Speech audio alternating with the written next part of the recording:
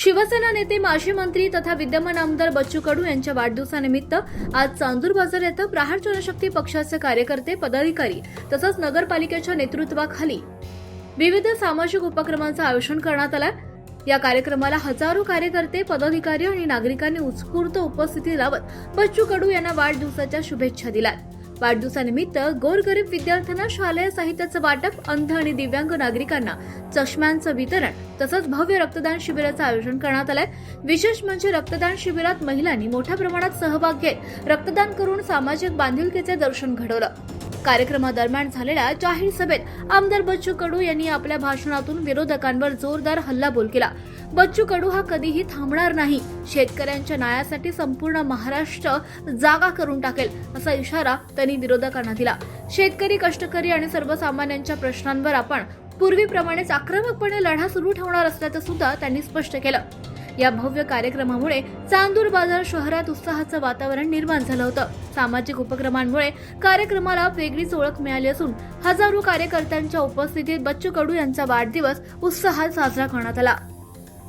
दीड वर्षाचं तुम्ही आमची सगळी राजकीय प्रवास पाहिला, आपलं आंदोलन पाहिलं तर मित्र सामान्यतः सामान्य माणसाला गर्व वाटत।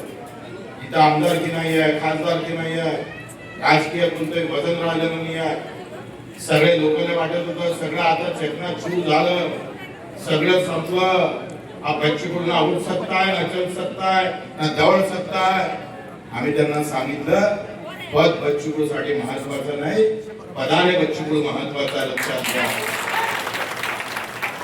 दीड वर्षाच्या या सगळ्या संघर्षामध्ये ज्या दिव्यांगाला 1000 रुपये महिना भेटत होता, ज्याला पाय नाही, हात नाही, डोळे नाही, कानाला ऐकायला येत नाही, मायेचा चेहरा ज्यांना पाहिला नाही, डोळे अंध आहे, काळे रंग म्हणते, काळे सूर्य म्हणते, काळे चंद्र म्हणते, या कुठल्याही प्रकारची माहिती ज्या अंध बांधवाले नाही, जो पायाने चालू शकत नाही, जो कुणाला आपलं म्हणणं मानू शकत नाही, त्याची जात धर्म कोणता आहे, भगवा घेऊन जातोय का, हिरवा घेऊन जातोय का, निळा घेऊन जातोय माहित नाही। त्या दिव्यांगाच्या घरी महाराष्ट्रातल्या प्रत्येक दिव्यांगाने वाटायचं अरे कोणतरी येईल आमचा आवाज होणार, कोणतरी येईल आमच्यासाठी आंदोलन करणार। चारही दिशांना सगळा नकारात्मक व्हावा, कोणी त्या दिव्यांगासाठी उभा राहत नव्हता, कोणी त्या दिव्यांगासाठी लढत नव्हता, कोणी बोलत नव्हतं, कोणी चालत नव्हतं, त्याचा शब्द सुद्धा तोंडावर कोणाच्या येत नव्हता। या महाराष्ट्राच्या कुशीतून 7 आम्ही पायथ्यातून एक आवाज घुमला, तो आवाज होता प्रहारचा, तो तुमचा आवाज होता, आमचा आवाज।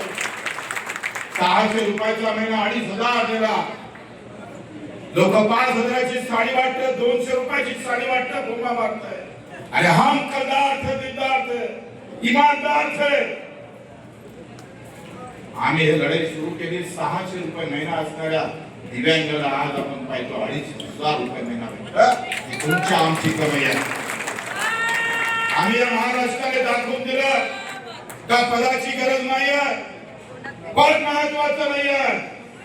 अरे छत्रपती शिवरायाच्या 7 मावळे रोड होतं तरी काय होती, ते दिलेली सामान्य माणसासाठी प्रामाणिकता, जे काय नाहीये तसं कुठल्याही जाती धर्माचे असू दे, त्या रयतेचं कुठल्याही प्रकारचं वाटोळं होता कामा नये, हा छत्रपतीचा विचार घेऊन आम्ही बाहेर निघालो। आज महाराष्ट्राच्या कानाकोपऱ्यातला दिव्यांग प्रहार बच्चू कडूच्या नावानं खुश आहे। मला माहित आहे 2500 रुपये महिन्याला होणार नाही, 6000 रुपये महिना मिळून दिल्याशिवाय आम्ही स्वस्थ बसणार नाही। तर बहुजन त्यांचं एकदा टाळ्या वाजून स्वागत करा। तुम्ही आम्ही सगळे कुठे जा, काही करा, कोणत्याही पक्षात जा, कोणताही झेंडा घ्या, पण सेवा मात्र सोडू नका। सेवा महत्वाची, अगर सेवा नाही तो कुछ नाही। सेवा शिवाय आई आणि पुराची ओळख पूर्ण होऊ शकत नाही। धर्मसत्तेपेक्षा सेवा सत्ता महत्वाची आहे। श्री कृष्णाने हे सांगितलं कि धर्म भाव से बड़ा होता है सेवा भाव। जिस धर्म में सेवा नहीं है वो धर्म की पहचान भी नहीं हो सकती। सेवा इतना महत्वपूर्ण होता है। हम त्या सेवेच्या माध्यमातून आजीवन लोकांपर्यंत त्याची मस्ती नाही, त्याचं विनाकारण उन्हा आम्ही पाहतो उताळूपणा नाही। सत्ता आली म्हणून आणि आमदार झालो म्हणून आम्ही बेफिकर झालो असं करू नका. प्रत्येक कार्यकर्त्यांना गाव खेड्यात जाऊन अधिक कशी सेवा करता येईल. आले, फोटो काढले, सेल्फी घेतला, बच्चू भाऊच्या जवळ बसला, एखादं होल्डिंग टाकलं, 4-5 मॅसेज मध्ये केला, नाही जमत. कार्यकर्त्याने सेवा तयार करावी. ज्या सामान्य माणसाला दुःख आहे त्याच्या घरापर्यंत जावं लागेल, नाहीतर मग आपल्या बाकीच्या मध्ये काही फरक राहणार नाही. आपल्यामध्ये असे आपल्या आता सध्या बस आता आपलं जमलं, काही मानला नाही, काही सत्ता महत्वाची नाही. उद्या मुख्यमंत्री उद्या, उपमुख्यमंत्री उद्या, मंत्री उद्या, पंतप्रधान उद्या. सामान्य माणसाबद्दल तुमची आस्था संपन्न ना, तेव्हा त्या मंत्रिमंडळाला कोणीच आटणार नाही, कोणी त्याला पाहणार नाही. तुमच्या आमच्या मनातला जो भाव आहे तो सेवेचा अभाव नाही. सेवेच्या भावातून अधिक सामान्य माणसापर्यंत कसं जाता येईल तो प्रयत्न आपण करतो का? ज्या पद्धतीने आम्ही तिकडे लढतो, मग आमचा कार्यकर्ता त्या शेवटच्या माणसापर्यंत जातो का?